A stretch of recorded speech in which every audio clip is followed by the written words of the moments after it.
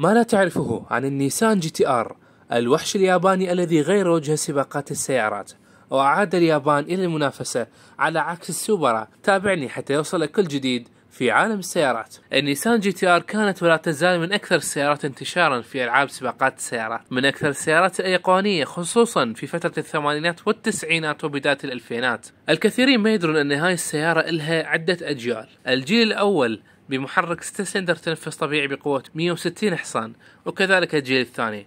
الجيل الثالث والرابع والخامس هم الأجيال المشهورة R32 R33 و R34، وجوا بالمحرك الرهيب RB26، محرك 6 سلندر عدل توين توربو من إنتاج نيسان، محرك أسطوري يجي بلادي بقوة 280 حصان، محرك يتحمل التعديل إلى 1000 حصان وأزيد. هاي السيارة هي وحوش سباقات حرفيا، وهم قد مسحوا المنافسة من الوجود في سباقات التورنج ريس اليابانية. نظام الدفع الرباعي لهذه السيارة هو سبب آخر لقوة هذه السيارة، فهو نظام ذكي جدا يستخدم للسباقات ويستخدم على الشارع. فيكفي النيسان فخرا أنها فخر اليابان التي فازت ب 22 سباق متتالي. في عام 2009 أعلنت شركة نيسان عن الجي تي آر الجديدة بتصميم جديد كليا ومحرك خاص 6 سلندر توين توربو V6 على عكس السابقات بحجم 3 لتر و800 سي سي وتوين توربو، والكثير من الأدوات الإلكترونية مثل جير دبل كلتش ساعدها على أن تتسارع من 0 إلى 300 كيلومتر خلال أقل من 20 ثانية، ومن 0 إلى 100 كيلومتر خلال 3 ثواني ونصف. والغريب أن النيسان تم إصدارها، نيسان جي تي آر تم إصدارها بسعر $50,000 تقريبا، واليوم الجديدة منها يزيد سعرها على $100,000، والإصدارات الخاصة مثل نيزمو يبدأ سعرها من $160,000 على الأقل، وهي السيارة المفضلة لكثير من اليوتيوبرية وعشاق السيارات بصورة عامة.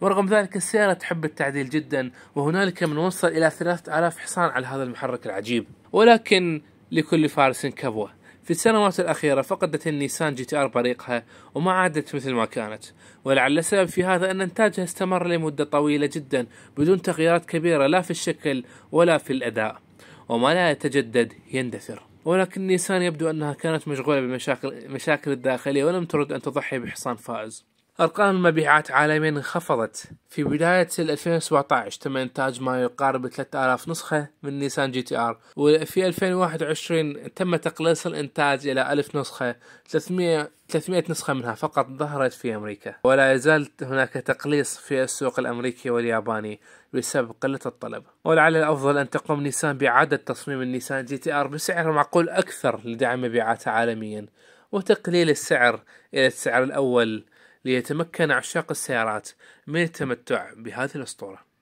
إن شاء الله عجبكم الفيديو، ولا تنسى تشاركه ويا جماعتك. شاركوا بالفيديو الجاي نحكي على السوبرا.